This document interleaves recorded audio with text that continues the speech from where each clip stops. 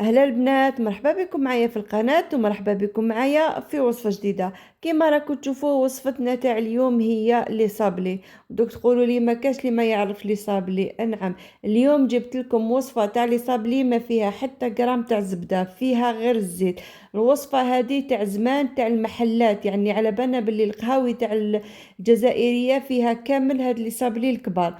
وصفة سهلة ما فيها حتى حاجة. انا زدت لها مكون بسيط فقط هو اللي راح يعطيها شويه الطراوه.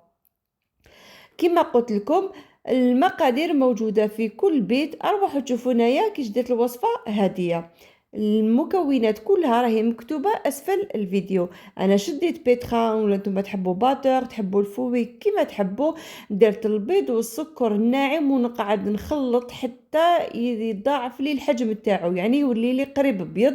زدت ضفت له لافاني.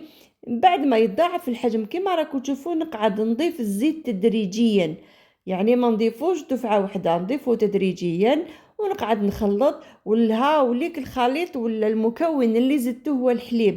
الحليب هو اللي راح يعطيني الطراوه شويه في لي صابلي هذوما. انا خلط برك السوائل، نحيته من كيما نقولوا حنايا من البيتخا. دوكا نخلط بسباتشيل ولا بيدي كيما تحبوا. نقعد نضيف الفرينه وهذيك الخميره اللي هي لا ليفر حتى نتحصلوا على عجينه متماسكه، ما تكونش كيما نقولوا حنا يابسه وما تكونش تلصق. عجينه تكون طريه البنات. غطيتها خليتها تريح شويه برك، ماشي يعني ماشي لازم تريح بزاف تاع الزيت، ماشي كيما تاع الزبده لازم تريح. هذه خليتها شويه برك ونقعد نحل فيها البنات.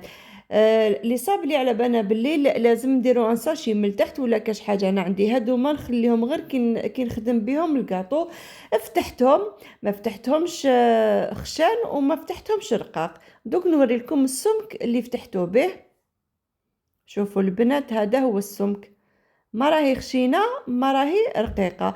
واش ديروا دوكا تقعدوا تطبعوا البنات. انايا كان عندي واحد الطابع كبير سبحان الله اليوم كي حوست عليه ما صبتوش. درت هذا الطابع لا علينا، طبعته كامل. كانت قدامي سنيوه، كنت كي نطبع نحط مباشره في سنيوه كيما راكم تشوفوا. نحب نجهزهم كامل. شوفوا السمك تاعها. هذه بالنسبة للطبقة تاع تحت. والطبقة الفوقانية كما نعرفوا لازم نتقبوها في الوسط كما راكم تشوفوا. انا جهزتهم كامل، دخلتهم الفرن على 200 درجة، طيبتهم من التحت ومن الفوق. انا نحبهم حميمرين وانتم طيبوهم كما تحبوا.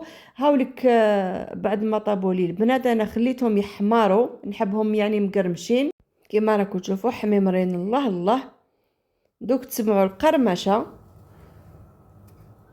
اسمعوا شتو البنات كيفاش جاو مقرمشين لكن طريين. قد ما يزيدوا يقعدوا قد ما يزيدوا يطراو. واش نديروا دوكا البنات؟ راح نشكلوا لي صابلي عاديين كما نعرفوا. نديروا السكر من الفوق، نديروا لا كونفيتور ونلصقوهم. يعني بالنسبه للسكر كاينه اللي تحب دير طبقه بزاف. انا نحب رشه خفيفه برك تاع السكر كيما راكم تشوفوا.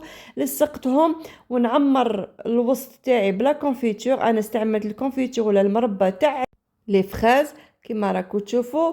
ولي صابلي تاعي راهم واجدين البنات. لي صابلي انا الكميه هذه جاتني 12 حبه تاع لي صابلي بصح كبار شويه.